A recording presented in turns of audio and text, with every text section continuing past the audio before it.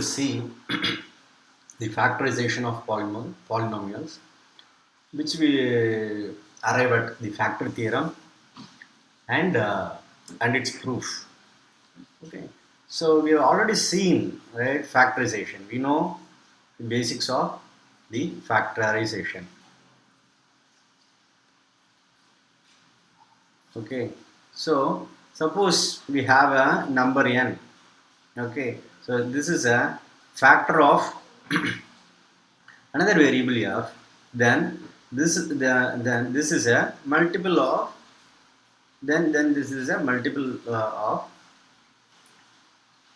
multiple with another variable m to arrive at the given variable, right? So this is a multiple. If this is a factor means, if this is factor means, then this is a multiple of this number, right? So with the same thing apply for the polynomials. So we have a uh, let's say we have a polynomial q of t, right? So in that case, if we have a polynomial, if we say, then then we have a factor. Okay, we have find a factor of this polynomial means, then it is a multiple, then this is a multiple of this factor. So we will have one more polynomial g of t.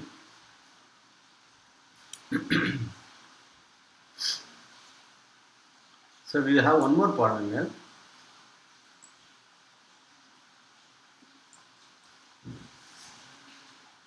g of t, okay, which is a, and multiplied by the factor will arrive at the given polynomial. Okay, so this is what we are going to arrive at. Okay, let's see. Okay, so if p of x is a polynomial given, if p of x is a polynomial of degree n or n which is greater than or equal to 1. Okay, and if a is a real number, then x minus a is a factor of p of x. Okay, is a factor of p of x. Then if p of a is equal to 0. Okay, so suppose let's say we have a polynomial p of x. Okay, we have an equation, we have a given equation. Okay, and if we find that p of a equal to 0 for this given polynomial, okay, x square plus 3x minus 2. Let's take this one example. Okay, if we arrive at p of a is equal to 0, then we can conclude that x minus a is a factor. Okay, the second and the inverse. Okay, the inverse of the given theorem is, if okay, if p of a is equal to 0, okay, okay, p of a will be 0 if the given if x minus a is a factor.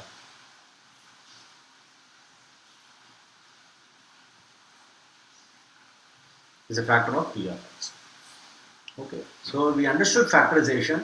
Factorization for polynomials. So we have a given polynomial f, or in this case q of t. Then we find a factor of that polynomial, right?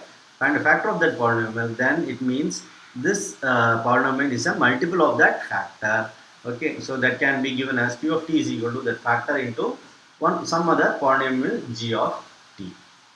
Okay, so putting that in the theorem, putting the same in the theorem, if x minus a is a factor, okay, so if we find a factor x minus a of a given polynomial, then we can conclude that then this is the case if p of a is equal to 0. Okay, if you find p of a is equal to 0, then x minus a is a factor of the given polynomial. Okay, other and in the other words, if x minus a is a factor, okay, we can conclude that p of a is equal to 0. So that is the factor theorem. and we need to prove it, right? Let's try to prove it. We have to start by making use of the remainder theorem.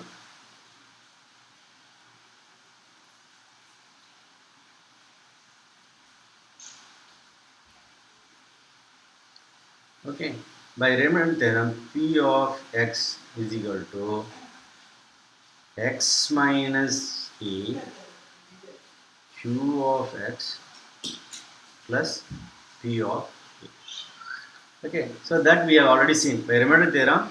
If this is a factor into quotient plus remainder, so this is the divisor.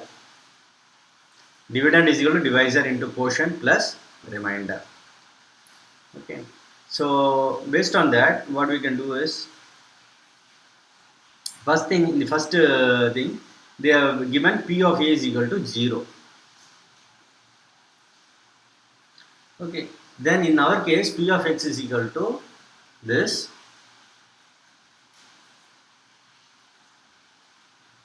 P of x is equal to the same, the divisor, quotient, and remainder.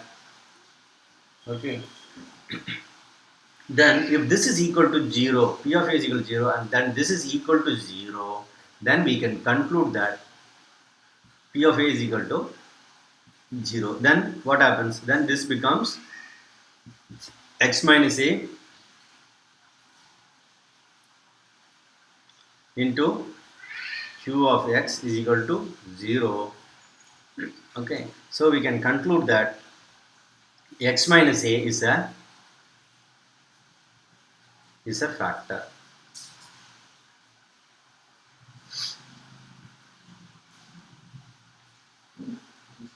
So that is what we have to prove. We have to prove that if the first statement what they say, if P of A is equal to 0, then prove that x minus A is a factor. Okay, so that's what we have proven. P of A is 0. Given P of A is equal to 0, we have to prove that then we have to prove that x minus A is a factor. So we know for any polynomial P of x, we have A as a real number, x minus A into Q of x is equal to P of A. And if P of A is equal to 0, then we can equate this to 0, which concludes that x minus A is a factor of the given polynomial. Now we have to prove the second part.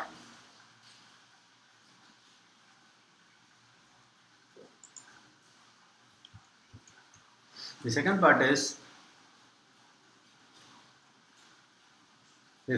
is given x minus A is a factor, then we have to say P of A is equal to 0. So here what is given is x minus A is a factor. Then you have to prove P of A is equal to 0.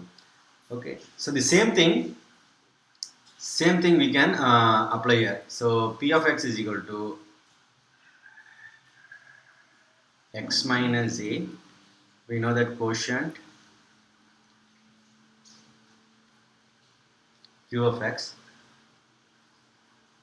P of x is equal to x minus A into Q of x. Right? For some polynomial. Okay, so then if x minus A is a factor, then x minus A into some other polynomial equal to 0. So in our case, we are going to find P of A, which is A minus A into Q of A equal to 0. Okay. So in this case, we arrive at as A minus A is equal to 0, the whole equation comes 0. Therefore, we can conclude P of A is equal to 0. With that, we conclude the second part.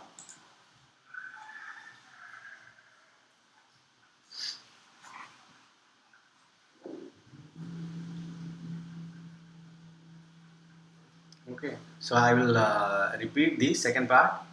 So the second part is, given x minus e is a factor, prove that p of a, that p of that the given real value is 0. So we again use the remainder theorem. We have a factor and the quotient, and when we apply that, so x minus a is a factor means then it is a multiple of some other polynomial q of x. In this scenario, we are taking q of x. Okay, and we are finding the value of p of a. P of a, we are substituting the value of x. That becomes a minus a into q of a. So a minus a will arrive at to 0. So that makes it the whole equation equals to 0. Hence, we are proving that p of a is equal to 0 if x minus a is a factor.